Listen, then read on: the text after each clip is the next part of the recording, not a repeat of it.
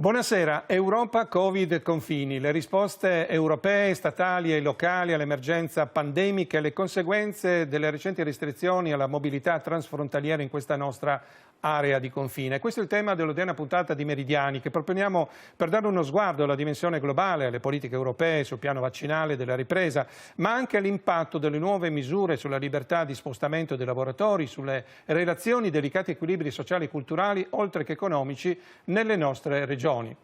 Un'occasione dunque per capire come l'emergenza sanitaria stia colpendo un ricco tessuto umano e sociale, questo nostro complesso e delicato spazio transfrontaliero, fatto di scambi, di contatti, di relazioni quotidiane che rischiano di essere soffocati dalla pandemia. Ma passiamo a presentare gli ospiti di questa puntata. In studio con noi colleghi, giornalisti, commentatori, Daniele Kovacic del programma informativo italiano di TV Capodistria. Buonasera. Buonasera. Il collega Alessandro Martegani di Radio Capodistria. Buonasera. Buonasera. E in collegamento da remoto online Maurizio Tremul, presidente dell'Unione Italiana. Buonasera. Buonasera. Michele Berti della UIL Friuli Venezia Giulia, presidente del Consiglio Sindacale Interregionale, presidente del Comitato di Coordinamento Europeo presso la Confederazione Europea di Sindacati. Buonasera. Buonasera a tutti. Guglielmo Cevolin, docente all'Università di Udine, presidente del gruppo di studi storici e sociali Storia di Pordenone, coordinatore dell'Imes Club Pordenone Udine Venezia. Buonasera. Buonasera. Avremo inoltre in collegamento telefonico, perché abbiamo avuto dei problemi tecnici, spesso succedono in questi frangenti, con il deputato Felice Gija, deputato della Comunità Nazionale Italiana al Parlamento sloveno, alla Camera di Stato. Buonasera. Buonasera a tutti.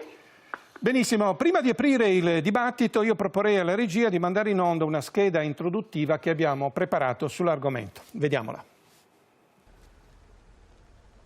L'Unione Europea e questa nostra delicata area di confine sono alle prese con un'emergenza senza precedenti, quella del Covid che ha messo duramente in discussione quelle che sino a poco fa sembravano delle certezze acquisite, come l'efficienza e la capacità organizzativa dei sistemi sanitari, la libertà di movimento e la permeabilità dei confini in uno spazio, quello di Schengen, ove il peso delle frontiere pareva essere definitivamente svanito e che ora con le restrizioni imposte dalla pandemia si va invece nuovamente imponendo. L'Europa ha rivelato, dopo l'importante e innovativa svolta del Recovery Fund, purtroppo non poche lacune, ritardi e incertezze sul fronte del coordinamento della programmazione vaccinale e nella lotta contro la pandemia. La Commissione europea, nell'ambito della politica comune sui vaccini, ha adottato un criterio centralizzato di contrattazione e acquisto preliminare dei vaccini a nome e per conto di tutti gli Stati membri. Purtroppo non pochi imprevisti e lacune, e in particolare le inadempienze delle case farmaceutiche che non hanno rispettato le quantità e i tempi di consegna, hanno minato fortemente il piano e dunque l'efficacia del piano vaccinale europeo. A queste lacune hanno risposto con iniziative unilaterali vari paesi europei come l'Austria e la Danimarca. La politica vaccinale sta sconfinando inoltre anche nello scontro geopolitico con la riluttanza europea ad approvare il vaccino russo Sputnik o quelli cinesi già diffusi in tanti paesi anche europei. Ma le lacune più stridenti sono emerse sul piano delle restrizioni alla libera circolazione introdotte dagli Stati membri, imposte spesso unilateralmente per contrastare l'espandersi della pandemia. A nulla o a poco sono valse le raccomandazioni della Commissione europea. Molti paesi, atterriti dal peso della situazione epidemiologica, sono ricorsi al fai da te. Recentemente la Commissione europea ha scritto una lettera a tutti i 27 Stati per chiedere di evitare decisioni unilaterali sulla chiusura dei confini e di garantire un approccio coordinato europeo alle limitazioni alla libera circolazione nel rispetto dei principi di non discriminazione e proporzionalità. Nelle sue ultime raccomandazioni, la Commissione europea ha insistito sulla necessità di assicurare delle eccezioni, tra le altre, per i transfrontalieri, i lavoratori dei trasporti e i pendolari delle zone di confine. Al momento le raccomandazioni UE sembrano non essere state ascoltate.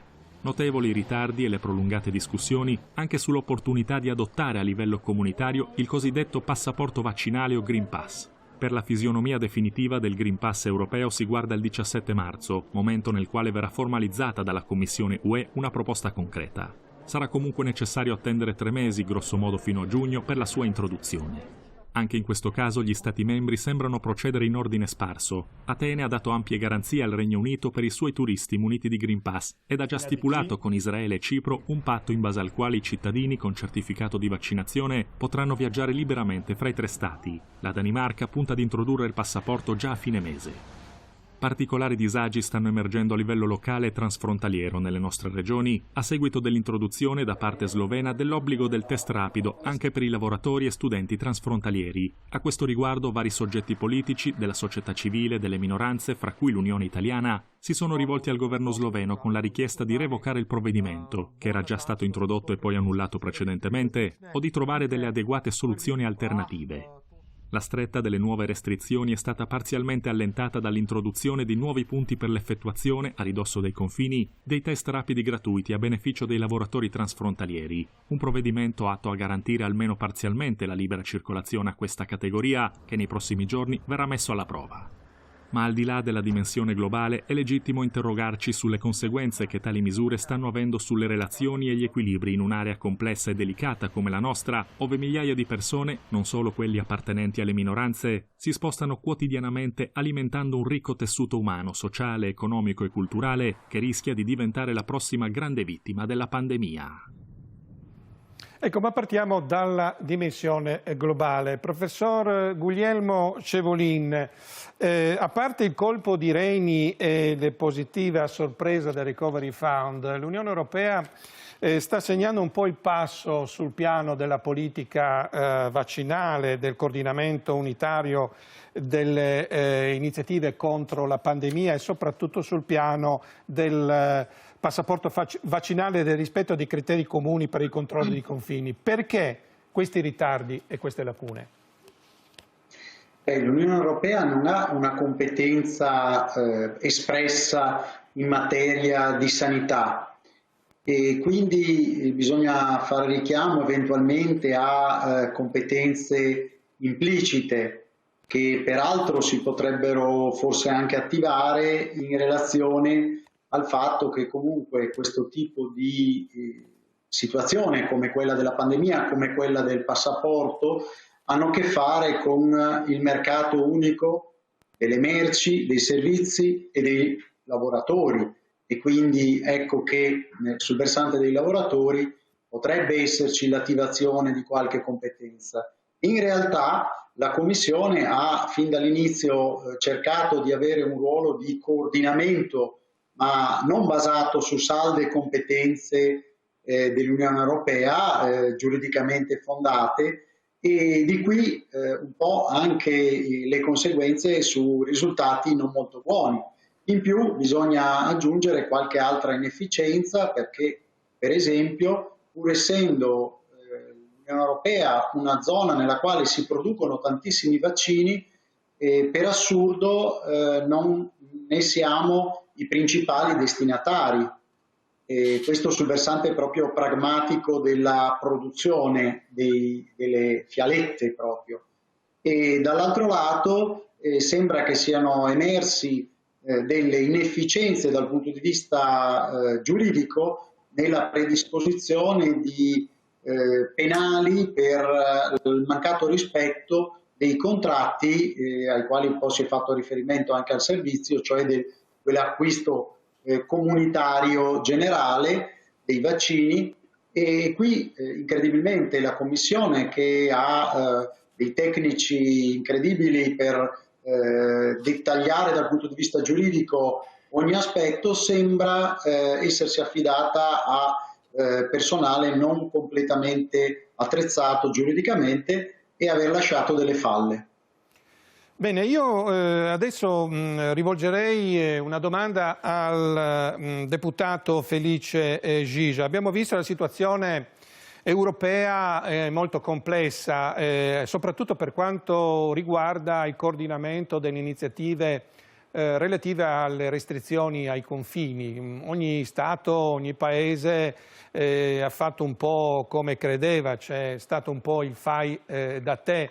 tra tutti i 27 paesi europei. Ecco, in che modo questa situazione si sta riflettendo sul nostro spazio regionale, soprattutto sulla realtà, la dimensione e i diritti delle minoranze? Cosa avete fatto, state facendo e in che direzione vi state muovendo come deputati delle minoranze, nel suo caso deputato della Comunità Nazionale Italiana, per affrontare questo problema e cercare di dare delle risposte anche a quelli che sono i problemi specifici della comunità italiana?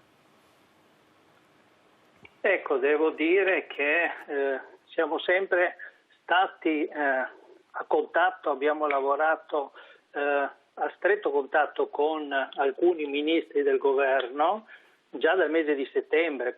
Alcune cose le avevamo poi portate avanti già nel mese di maggio, nella primavera, all'inizio della prima ondata della pandemia, ma dal mese di settembre abbiamo in qualche modo portato avanti le eccezioni, quello che doveva, chiaramente essendoci già i punti di controllo ai confini di Stato tra Slovenia e Italia già dal mese di marzo, e in quel caso non siamo riusciti a bloccare quindi l'instaurazione di questi punti di controllo, quindi si è lavorato sulle eccezioni per i transfrontalieri, quindi per lavoratori, per i pendolari, studenti, alunni, ma anche per problemi sanitari, per problemi familiari, per problemi di assistenza ai propri familiari da una o dall'altra parte del confine.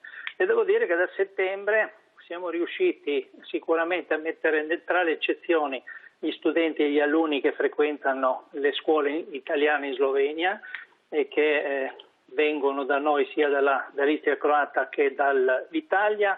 Poi siamo riusciti a far man mano entrare le eccezioni, anzi a bloccarle, perché già nel mese di dicembre c'erano vari tentativi di mettere la quarantena obbligatoria e quindi tirare via le eccezioni, quindi per tutti i lavoratori e per le categorie che ho appena menzionato, oppure mettere i tamponi obbligatori come è stato messo adesso. Ed ecco che con il lavoro quotidiano o settimanale con il Ministro degli Interni Hojs, con il Segretario di Stato del Governo il signor Vinko Gorenak, con il Ministro della Sanità, in alcuni casi anche col Ministro degli Esteri Logar e ultimamente devo dire con un'ottima collaborazione che si è instaurata anche con la Ministra per gli sloveni all'estero, con la signora Jaklic, che mi devo trovare anche mercoledì mattina proprio per parlare del nuovo decreto che dovrebbe uscire questo giovedì. Abbiamo lavorato in questo senso proprio tentando di tenere le frontiere, già che c'erano, quindi controlli più aperte possibili per queste categorie che vivono nel nostro territorio da una o dall'altra parte del confine e hanno bisogno di muoversi o per motivi familiari, per motivi di lavoro, di studio o di istruzione.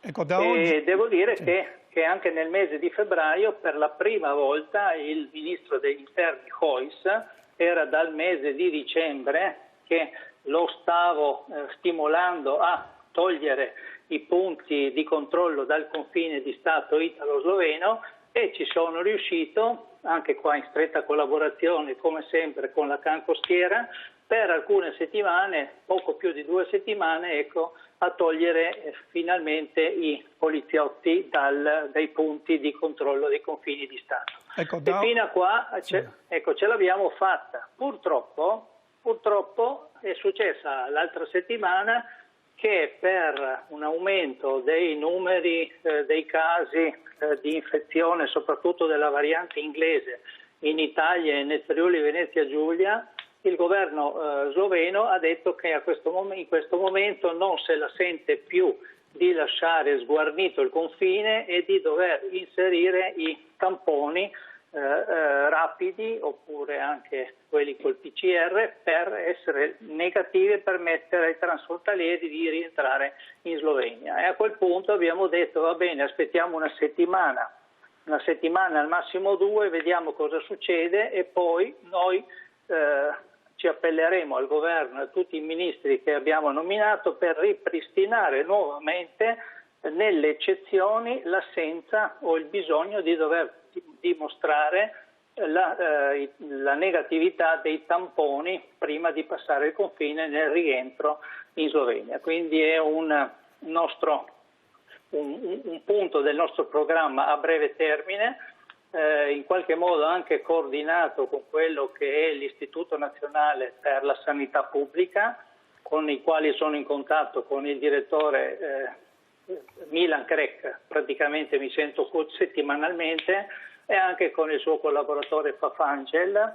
E sono anche loro d'accordo che si aspetti ancora questa settimana, si veda e poi si deciderà, il governo stesso deciderà. Chiaramente io sono là che li stimolo e do proposte in modo che effettivamente le cose vengano fatte in maniera più adeguata possibile, ma soprattutto che le decisioni vengano prese bilateralmente tra i due Stati. Questo è un altro punto fondamentale, come lo consiglia anche il Consiglio d'Europa, e che comunque ecco, si valutino quelle che sono i dati epidemiologici, le cure epidemiologiche di ambedue i territori. Anche perché si è visto un altro dato molto importante che tira l'ago della bilancia dalla nostra parte, nel senso che sarebbe giusto ripristinare le eccezioni come lo erano prima dell'8 marzo, perché i tamponi rapidi quasi tutti sono negativi, fatti dai transfrontalieri e studenti e genitori che accompagnano gli studenti. Dunque una situazione, una situazione, ma è caduta la linea purtroppo, ma poi la ripristineremo per proseguire queste riflessioni, questa conversazione. Una situazione dunque provvisoria e sottoposta a costante monitoraggio. Maurizio Tremul, come abbiamo visto anche dalla scheda, la situazione epidemiologica si sta riflettendo a causa delle restrizioni in modo molto pesante su questo delicato tessuto del nostro spazio transfrontaliero, non solo per le minoranze ma per tutti coloro che gravitano attorno a questo confine. Ecco, l'Unione Italiana recentemente ha inviato una lettera al governo Janša chiedendo che queste misure che riguardano anche i transfrontalieri vengano revocate oppure sostituite da adeguate misure alternative. Quali risposte avete ottenuto e quali soluzioni state proponendo in questa fase? Intanto buonasera a tutte quanti, a tutti quindi radio e telespettatori e a tutti quanti voi in studio. Sì, noi abbiamo avviato il 5 marzo, ma è un'azione che stiamo facendo da tempo, credo, insieme a tutti i soggetti che in un modo o nell'altro sono tenuti a operare in favore della comunità nazionale italiana per far sì che si adottino poi delle eccezioni per i transfrontalieri.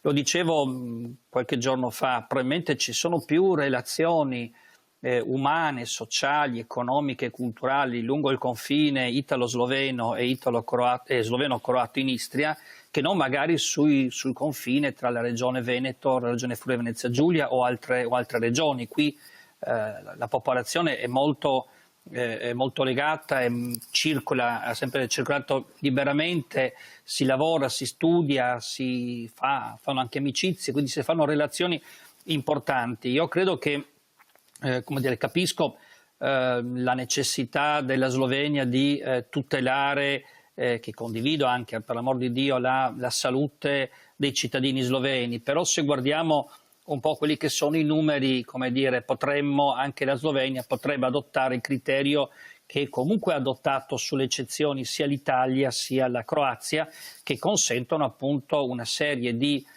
motivi di passaggio del confine con dei termini di rientro per appunto studenti, lavoratori trasfrontalieri, urgenti motivi familiari, di lavoro e così via. Quindi mettere delle situazioni in cui si consenta a chi appunto o vive da una o dall'altra parte del confine, o perché ha la residenza, o perché vive a casa, o perché lavora, o altissimi motivi, tenuto conto anche che questo riguarda non soltanto, come diceva lei, la comunità nazionale italiana. Io vorrei ribadire, noi la nostra azione l'abbiamo fatta riguardando nel suo complesso, no? Cioè non soltanto i rapporti Italia-Slovenia, ma soprattutto anche i rapporti Slovenia-Croazia, dove ci sono dei legami, torno a ripetere, molto forti per la comunità nazionale italiana, che sta soffrendo insieme a tutta la popolazione del territorio per questa situazione. Quindi se da una parte è giusto che si prendano le dovute precauzioni, è anche giusto che non si ponga ulteriori difficoltà a quelle già esistenti, a tutte le persone che comunque in Europa vivono questa situazione di pandemia e con tutto il distanziamento fisico-sociale che questa situazione comporta. Quindi questa è la richiesta che noi abbiamo fatto. Io auspico che poi il governo sloveno la sappia recepire e la sappia tradurre in quelle dovute eccezioni, come c'erano in realtà fino a prima di Natale dello scorso anno e come sono ancora in vigore attualmente sia in Slovenia sia in Croazia.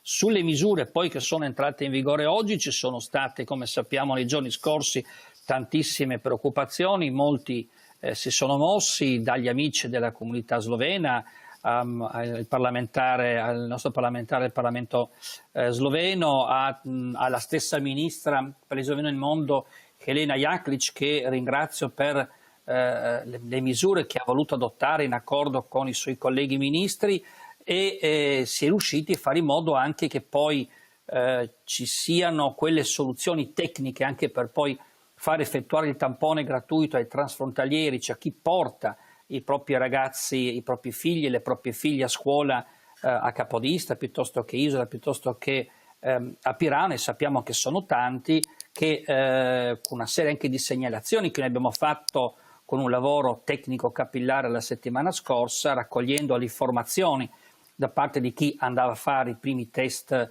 a Skopje, ad Albaro Vescovà, e cercando poi di segnalare tutti gli accorgimenti tecnici da adottare per facilitare appunto che ricevano il risultato sul cellulare italiano. Quindi magari cose molto banali, se vogliamo, per molti versi, ma invece vitali per chi poi deve dimostrare al confine di aver fatto un test rapido negativo che è valido una settimana, e una serie di altre cose che abbiamo poi comunicato e che sostanzialmente, almeno per le informazioni che noi abbiamo, stanno funzionando bene. Rimane l'auspicio appunto che ci sia invece un approccio più generale all'intera questione che consenta di allineare o perlomeno di avere un dialogo congiunto Italia, Slovenia e Croazia, o perlomeno Friuli Venezia Giulia, Slovenia e Croazia, che consenta appunto di avere delle modalità di eccezioni che siano quanto più omogenee, quanto più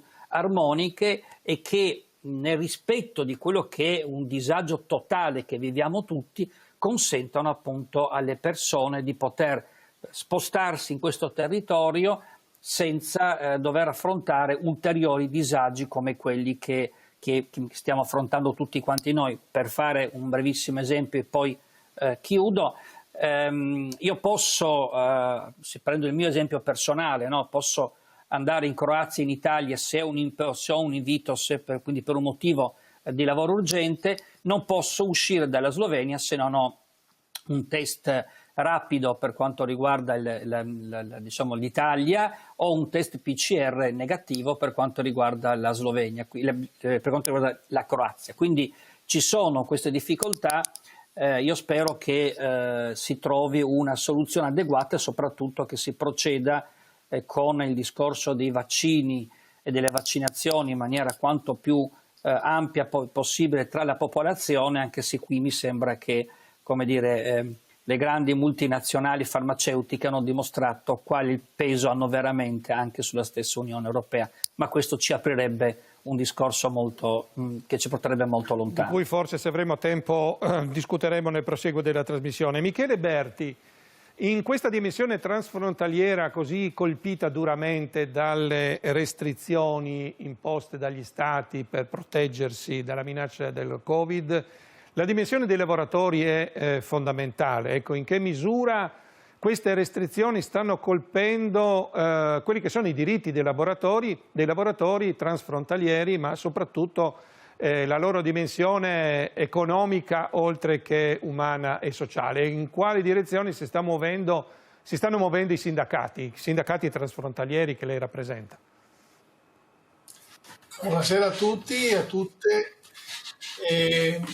Io credo che prima siano state dette delle cose molto importanti, perché insomma, se tutte le aree di frontiera sono genericamente delle aree delicate, io credo che quella che sta a cavallo tra Italia, Slovenia e Croazia sia particolarmente delicata, e chiunque a livello governativo decida di mettere le mani su quest'area dovrebbe farlo veramente con 1000 piedi di piombo, proprio perché sappiamo che ci sono delle sensibilità sociali, storiche, di comunità che vivono in maniera assolutamente mista in quest'area, e quindi andare a toccare gli equilibri che si sono faticosamente conquistati nel corso dei decenni è sempre una questione estremamente delicata.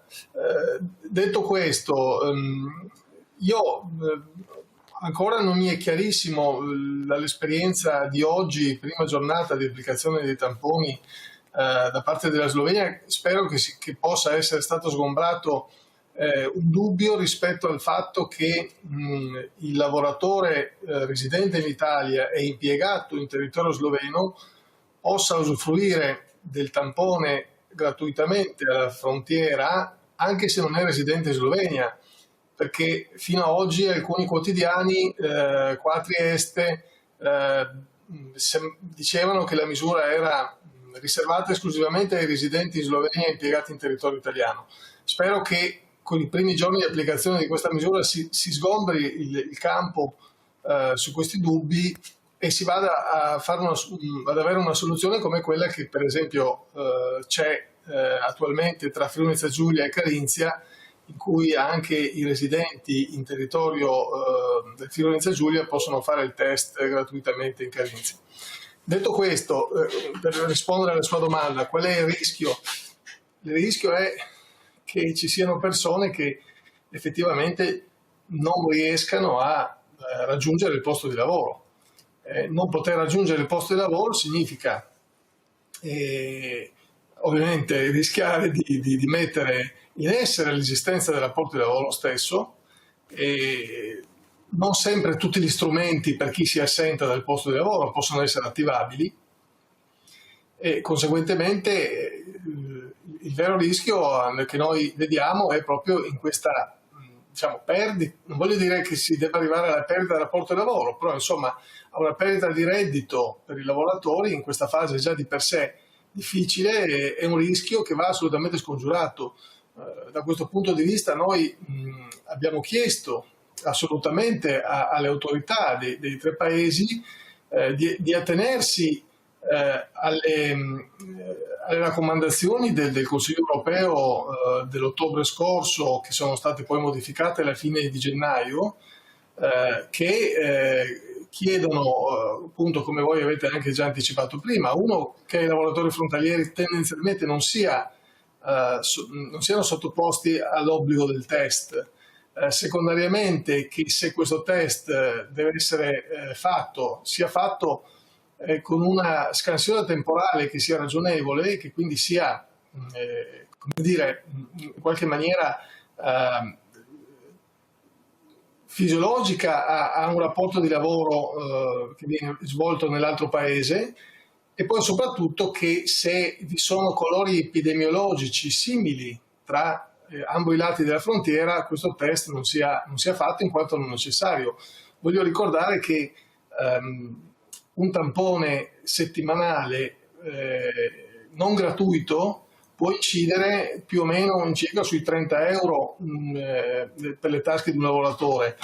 Se andiamo a moltiplicarlo per 4, che sono i mesi, le settimane di un mese, voi capite che cominciano a esserci delle cifre che in questi periodi, con le limitazioni, con le diminuzioni di reddito che si sono verificate, comincia a essere un costo pesante. Allora è chiaro che noi qui non vogliamo entrare in un mestiere che non è il nostro. Ci sono le autorità che devono sovraintendere alla situazione sanitaria di ciascun paese, e quindi è giusto che facciano ed assumano le misure che servono per tutelare la salute. Però qui ci sono più interessi che sono insieme nello stesso campo e bisogna cercare di renderli, come dire, entrambi tutelati, c'è l'interesse alla salute pubblica e c'è l'interesse al lavoro. E poi, se mi Sappiamo permette Michele Berti, c'è un altro aspetto, quello dei lavoratori, del lavoro sommerso, dei lavoratori non tutelati contrattualmente. Ce ne sono moltissimi, dalle badanti, che praticamente sono tagliati fuori con questo sistema e non possono più lavorare. Volevo arrivare lì, alla fine. Esattamente, sì, perché poi è ovvio che c'è questo aspetto ulteriore che caratterizza la maggior parte dei lavoratori frontalieri, perlomeno di quelli che si muovono verso il mercato del lavoro dell'Italia, e questo aspetto è un aspetto che assolutamente deve essere considerato, cioè nel senso, capiamoci, non sono certamente i sindacati a difendere il lavoro nero, ovviamente, però è vero che l'analisi di molti anni di studio sulla zona confinale tra i tre paesi ci ha detto che se il lavoro nero continua a persistere, questo lavoro nero persiste anche perché ci sono degli ostacoli alla mobilità che i governi non sembra siano interessati a rimuovere e che quindi non creano le condizioni per emancipare queste persone dal lavoro nero o lavoro sommerso, come lo si voglia chiamare. Detto questo, è chiaro che delle misure prese così a cuor leggero come queste qua rischiano di ulteriormente lasciare questo mercato del lavoro in maniera irregolare, anche perché magari la badante potrà anche non recarsi temporaneamente sul luogo di lavoro perché non può passare la frontiera, però non è che questo approccio di disattenzione alla sua situazione poi la incentiva un domani a chiedere un rapporto di lavoro regolare. Ecco, qui noi continuiamo a dire questo, particolare attenzione coordinata tra governi. Noi chiediamo da anni che le istituzioni italiane, slovene e croate si coordinino tra di loro per gestire questo mercato del lavoro trasfrontaliero, perché siamo convinti che senza coordinamento tra i tre paesi non si potrà mai avere un frontaliato realmente emerso dal nero e quindi pienamente regolare. Ecco, speriamo che questa situazione d'emergenza imponga alle autorità di tutti e tre i paesi, di tutti i paesi interessati, ad affrontare di petto queste questioni che in qualche maniera erano sotto traccia per troppo tempo e che invece vanno affrontate, perché si parla di decine di migliaia di persone che stanno affrontando dei grossi disagi anche e soprattutto economici, per una fetta di risorse e di entrate che viene a mancare. Daniele Kovacic, qual è la situazione concreta, quotidiana dei lavoratori transfrontalieri? Ecco, noi, soltanto per dire, noi in studio qui siamo 3 lavoratori transfrontalieri. Esatto, e volevo anzi rassicurare Michele Berti sul fatto che noi tre siamo tutti e tre residenti in Italia e tutti e tre abbiamo fatto il primo, speriamo, dei non troppi tamponi settimanali per venire a lavorare. E quindi sì, è vero, sono ovviamente disponibili e gratuiti anche per i residenti in Italia. Detto questo, io ho riscontrato 3 problemi, diciamo, sostanzialmente.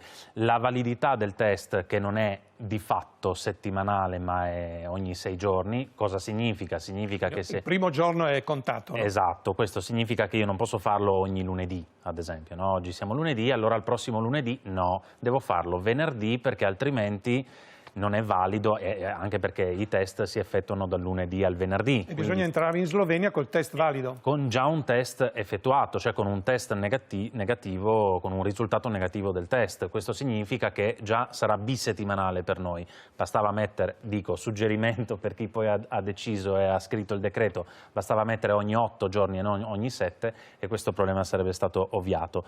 Un secondo problema che credo forse poi è stato risolto, a giudicare da quello che hanno detto gli altri ospiti poco fa, le risposte via SMS a qualcuno nei primi giorni, insomma, Ah, ecco, Alessandro forse potrà poi testimoniare. L'ho dovuto rifare perché non è arrivato. Avevano problemi a far come dire, arrivare il risultato del test a un cellulare italiano.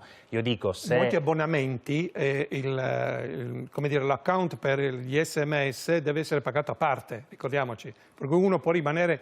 Cioè non si ricorda di fare un pagamento a parte e rimane senza SMS. Ma lo ritengo grave per il fatto che se hanno deciso di testare gli italiani che entrano in Slovenia, significava che cioè, era ovvio che uno ha un cellulare poi con un numero italiano e quindi quella cosa andava garantita. E poi potrebbe estenderlo a WhatsApp, ad altre piattaforme, eccetera, no? Ci sono 1000 mezzi tecnici per farlo. E terza e ultima cosa, bilinguismo assente. Cioè nessuno degli operatori, almeno di quelli che ho incontrato io, sapeva una parola di italiano e tu fai i test per far entrare appunto le persone che dall'Italia entrano. Ci sono i formulari, le autodichiarazioni che sono bilingui, che però nessuno ha chiesto. Esatto.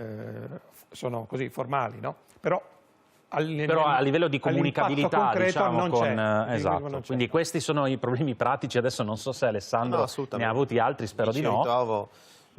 No, sì, la comunicazione con gli operatori era una di queste. Insomma, io tra l'altro ho fatto anche, cioè, ho fatto il tampone anche per motivi, oltre che per motivi diciamo di ingresso, anche per motivi strettamente legati al lavoro, perché ci ho fatto dei servizi su questa cosa, insomma, l'ho seguita molto da vicino ed effettivamente la lingua italiana è stato un problema, insomma, c'è un sacco di persone che non conoscevano la lingua slovena e avevano proprio difficoltà a capire come si procedesse, nonostante la procedura sia molto semplice, questo possiamo dirlo, è anche molto efficiente. Certo. Uno chiedeva, ma cosa devo fare al confine, cosa devo esibire? Non riuscivano molto a... poi esibire il cellulare. Faccio autocritica, diciamo, gli italiani non sono molto dotati nelle lingue, quindi anche con l'inglese non è che... I dati sono in rete oppure bisogna esibire il cellulare? Ecco, allora, lì è strano, non ho verificato, ammetto, non ho verificato proprio ma mi dicono che per vedere i dati in rete dovresti avere il certificato digitale, che però non ti viene rilasciato e quindi ci sono ma non si riescono a vedere, diciamo. Cioè se per caso ti si spegne il cellulare in quel momento non passi il confine. Niente, sì. Benissimo. E com'è la situazione invece per i lavoratori in transito dalla Croazia e sul confine sloveno e croato per gli appartenenti alla minoranza e non solo? Anche lì è da chiarire una situazione che si è creata spiacevole, devo dire, perché i transiti come concetto di entrare in Slovenia, in questo caso dalla Croazia, attraversarla senza sostare in Slovenia e recarsi ad esempio al lavoro in Italia, quello era ed è consentito. Sono migliaia di lavoratori dal Buiese che vanno a lavorare ogni giorno a Trieste. Esatto. E che, come dire, questi transiti sono garantiti. Il problema qual è stato? Che alcuni nostri, insomma, connazionali poi si rivolgono a noi anche, vedono in noi giornalisti un po' le figure di riferimento per captare delle informazioni magari prima ancora di mandarle in onda, no? Per cui ti scrivono un messaggio dicendo ma senti, tu che in qualche modo stai seguendo l'argomento, fammi capire, no? E mi sono arrivate delle segnalazioni di persone che si sono ritrovati a discutere con la polizia slovena, che diceva, in previsione appunto di questa nuova regola partita proprio oggi, che anche i transiti avranno il bisogno del tampone. Lo diciamo a tutti quanti, non è così.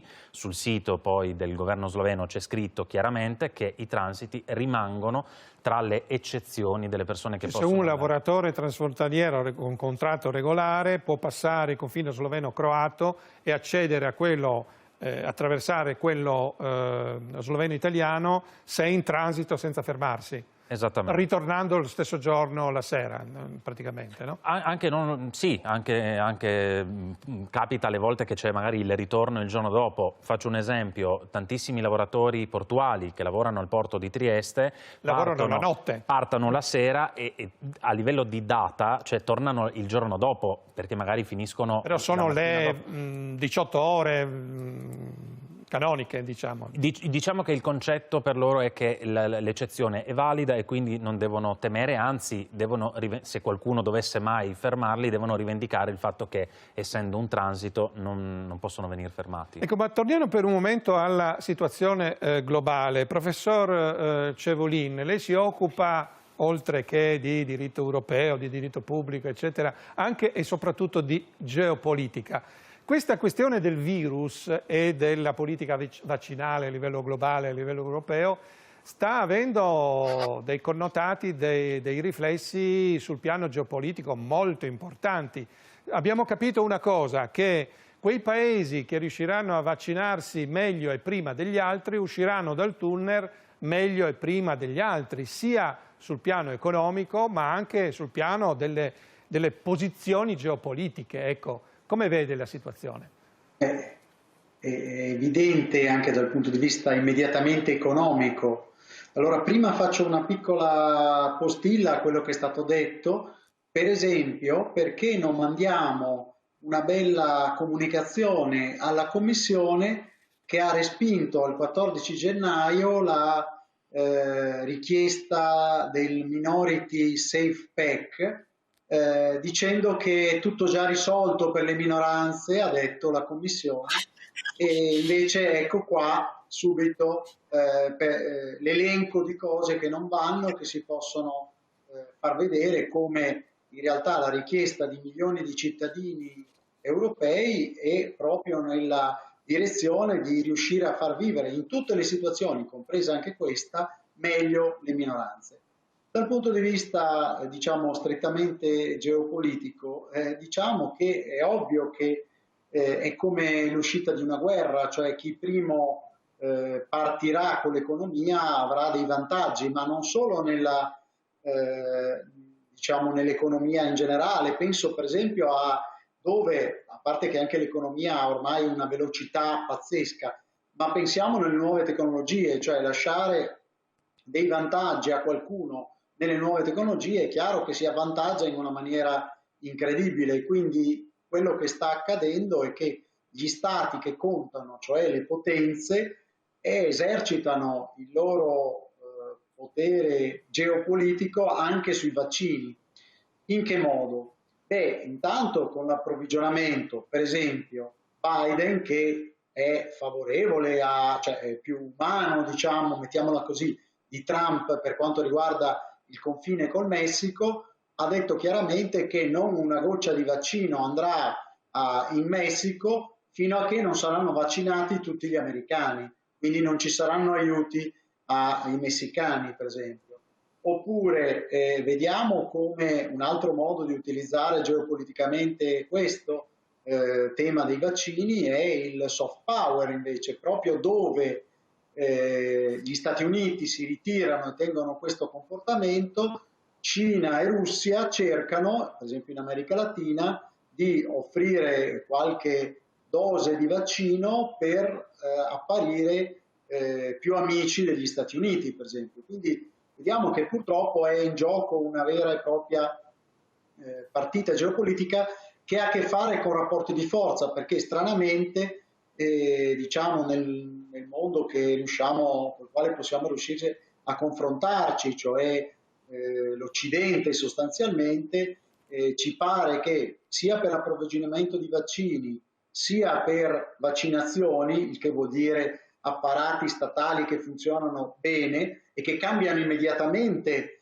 la loro modulazione. Penso per esempio anche a Biden, che ha subito fatto delle accelerazioni per quanto riguarda gli obiettivi dei vaccini. Noi abbiamo fatto l'esatto contrario in Italia, cioè abbiamo rinviato, un po' detto ma siamo messi male, faremo le vaccinazioni, cercheremo di farle un po' meglio, così aumenteremo. Ecco, invece Biden ha anticipato prima di tutto sostanzialmente il recovery fund americano, l'approvazione anche di qualche giorno, poi ha anticipato anche di pochi giorni i principali obiettivi della vaccinazione, sembra ottenendo dei risultati con almeno il 30% della popolazione vaccinata. Ecco, ma professore, compariamo per il momento 3 soggetti internazionali: Stati Uniti, Russia, Unione Sovietica. Stati Uniti 4 luglio vaccineranno l'80-90% dei cittadini americani, 200-250 milioni di persone. La Cina è quasi covid free, ha qualche caso, è fuori. L'Europa invece non sappiamo bene quando uscirà, nonostante tutti gli sforzi e le promesse, dal tunnel. Sul piano economico mi pare che basta fare due calcoli molto semplici per capire che il vaso di coccio saremo noi. Sì, ma dal punto di vista economico noi non siamo il vaso di coccio, l'Europa è il più grande mercato al mondo, e il mercato che sia la Cina con le vie della seta, sia anche gli americani, per quanto ci ritengano non più forse questione essenziale proprio, però in realtà dal punto di vista economico lo siamo. Il problema è che, non so, ci sorpassano il Regno Unito appena uscito dall'Unione Europea, Israele, ecco, stati che sono rispetto all'impatto economico e di potenza che potrebbe avere l'Unione Europea in generale, ci sorpassano stati che secondo me appaiono semplicemente più seri e più potenti. Adesso non mettiamola proprio sul piano militare, che hanno la bomba atomica o che sono... però, tanto ecco, quella col virus non serve. Ecco, quella bomba atomica sembra che non serva col virus, quindi, però ecco, il ragionamento è, vedete, in termini di potenza geopolitica, e di qui anche la questione relativa alla mancata fornitura di AstraZeneca, per esempio, il fatto che proprio ieri, l'altro ieri, ha ribadito la notizia negativa che dal 25 al 40% in meno delle forniture in Europa da parte di AstraZeneca. Capite che nonostante la cura Draghi, cioè Draghi è stato quello che ha suggerito alla von der Leyen di trattenere i vaccini, l'esportazione dei vaccini delle società farmaceutiche che non rispettano i contratti europei. Ecco.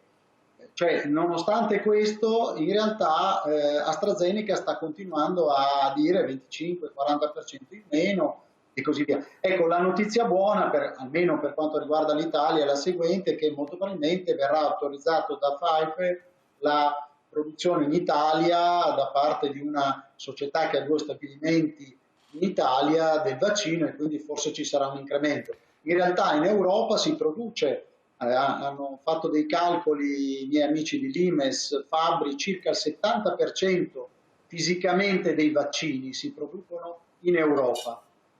Le fialette, i vaccini che vengono inoculati, materialmente si producono il 70% in Europa. Beh, e noi siamo gli ultimi all'approvvigionamento. Bene al blocco delle esportazioni come deciso da Draghi.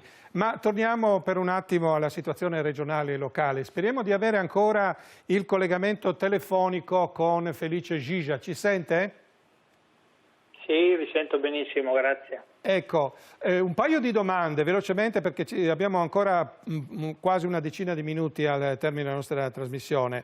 La prima è per quanto riguarda i test rapidi al confine per i lavoratori transfrontalieri. Lei mi pare di aver capito da quello che ha detto prima che è una situazione temporanea, provvisoria, sotto monitoraggio, e che si cercherà di fare tutto il possibile per ovviarla e superarla e revocarla nelle prossime settimane. Poi una domanda per quanto riguarda i vaccini. Ricordiamoci che lei, oltre ad essere un politico, un deputato della minoranza, è anche un medico. E com'è la situazione vaccinale in Slovenia, per fare un esempio, e soprattutto come vede questi problemi delle reazioni avverse del vaccino AstraZeneca, in che misura potrà impattare sul piano vaccinale in tutta Europa? Ecco, se continuo con i test rapidi, e poi è caduta la linea prima, vi stavo dicendo che la positività dei test rapidi per i transfrontalieri si è dimostrata molto bassa. Questi sono i dati degli ultimi giorni, perché hanno iniziato mercoledì, giovedì, venerdì a fare i test rapidi per poi essere preparati a iniziare a andare al lavoro praticamente da oggi.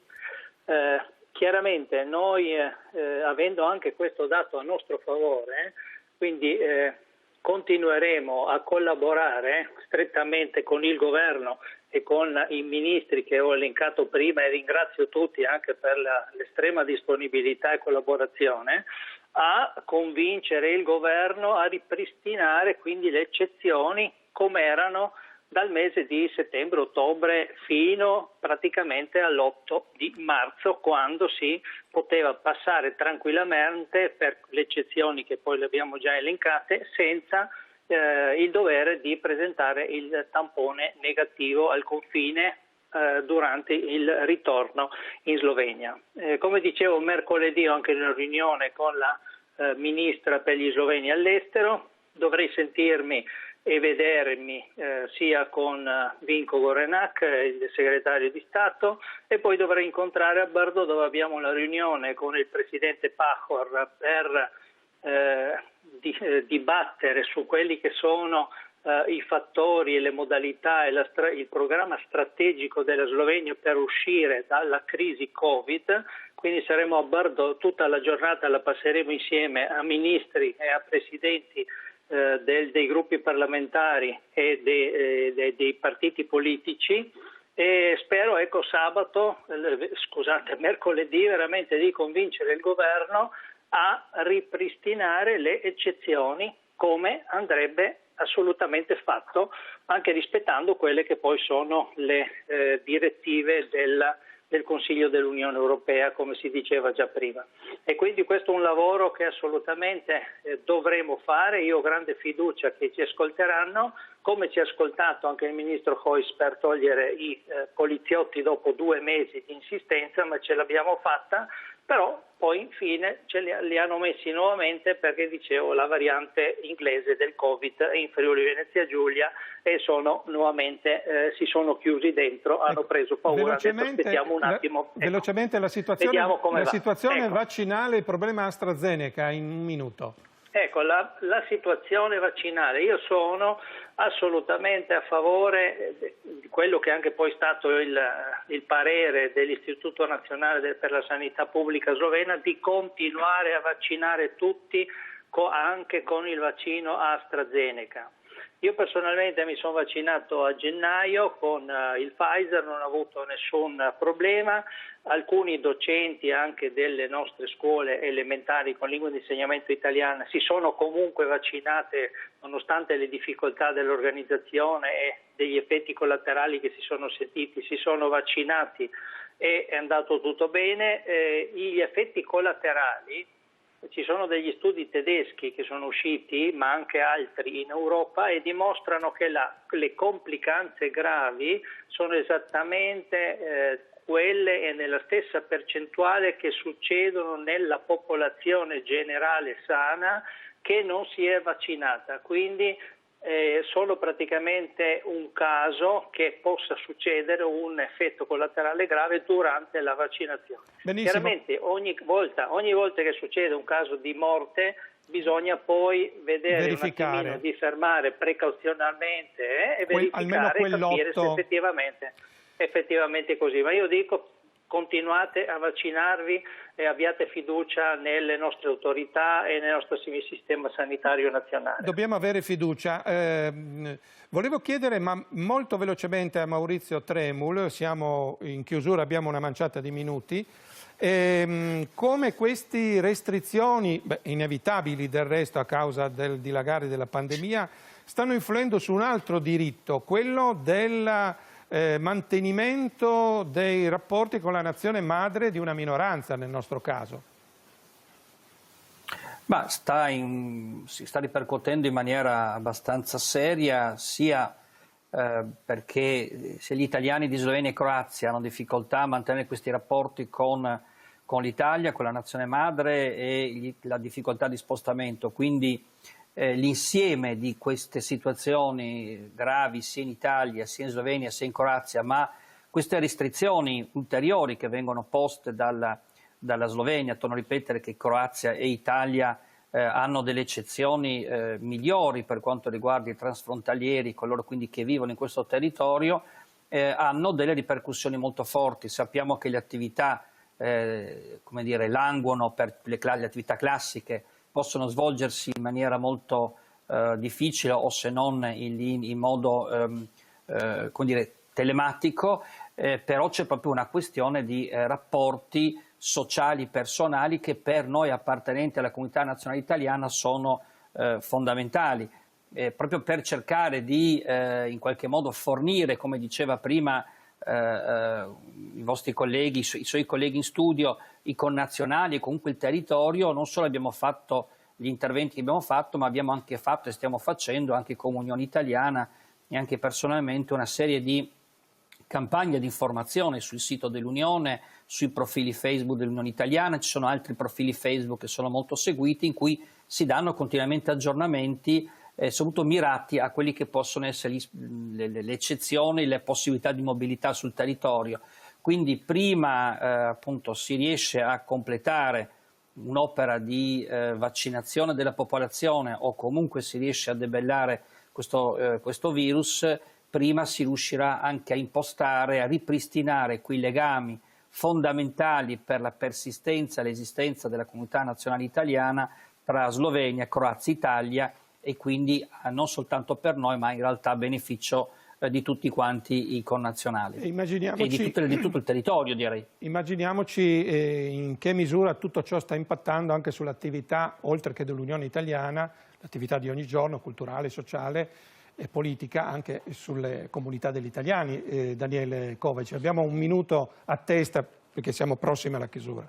30 secondi sulle attività. Io ho visto con piacere come alcune realtà, mi riferisco ad esempio a Pirano con Olio in Padella, quindi quel vlog di cucina, mi riferisco alla banda della comunità degli italiani di Buie che ha fatto un concerto online, quindi ci sono delle realtà che cercano in qualche modo di... C'è una nuova creatività digitale. Che è online ovviamente, ma resta comunque la voglia di tutti di ritornare a una normalità, a vedersi dal vivo, insomma. Ma detto questo, volevo fare una considerazione finale generale.